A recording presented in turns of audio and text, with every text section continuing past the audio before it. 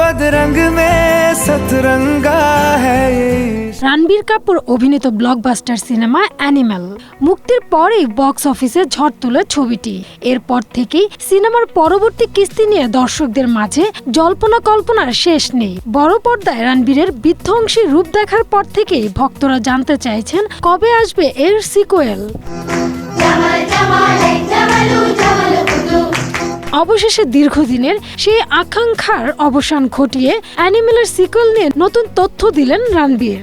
জানালেন animal park নিয়ে যেসব আলোচনা চলছে তা কোনো গুজব নয়। সিনেমাটির শুটিং চলাকালীনই পরিচালক সন্দীপ রেড্ডির মাথায় এর সিকুয়েলের ভাবনা ছিল।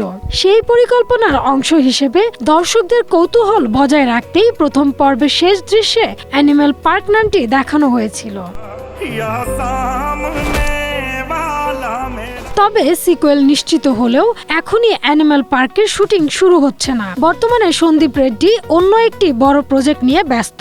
সেই কাজ শেষ হওয়ার পরই অ্যানিম্যাল পার্কের প্রস্তুতি শুরু হবে। ফলে শুটিং ফ্লোরে গড়াতে সিনেমাটির আরও কিছুটা সময় লাগবে বলে জানান অভিনেতা। अगर पता चलता श्रीलंका में तो मैं वहां जाता, रवांडा चाइना कहीं भी हूँ। এবারের কিস্তিতে দর্শকদের জন্য বড় চমক হিসেবে থাকতে পারে রণবীরের দ্বৈত চরিত্র। শোনা যাচ্ছে অ্যানিম্যাল পার্কে রণবীরকে একই সঙ্গে নায়ক এবং এক ভয়ঙ্কর খলনায়কের ভূমিকায় দেখা যেতে পারে। এই দ্বৈত চরিত্র সিনেমার গল্পে নতুন মাত্রা যোগ করবে বলে ধারণা সিনেমা বিশ্লেষকদের। पापा सुनाई दे रहा है, बेरा नहीं हूं मैं। রাশমিকার সাথে রণবীরের জুটিও বেশ নজর কেড়েছিল সিনেপ্রেমীদের। 2023 সালে মুক্তি পাওয়া অ্যানিমাল বক্স অফিসে দারুণ ব্যবসা করলেও এর সহিংসতা ও বিভিন্ন দৃশ্য নিয়ে ব্যাপক বিতর্ক তৈরি হয়েছিল।